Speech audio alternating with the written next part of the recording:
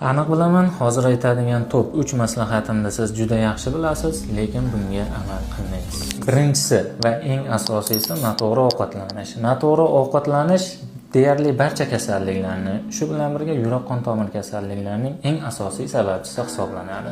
Ikkinchi asosiy sababi bu gipodinamiya.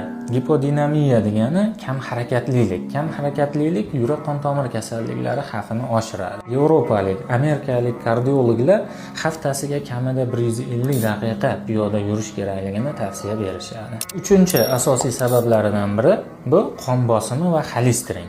Qon bosimini har kuni nazorat qilib turishingiz kerak. Xolesterinni kamida 1 yilda bir marotaba tekshiruvdan o'tib bilib turish kerak. Sababi qon bosimi bu silent killer deyiladi, ya'ni jim qotil.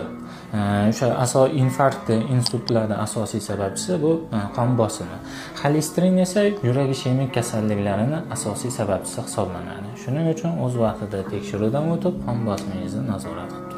Men Akmalxon Bositxonov, Internet klinikasida kardiolog shifokorman. Kerakli va qiziqarli kontentlarimizni o'tkazib yubormaslik uchun obuna bo'lishni unutmang.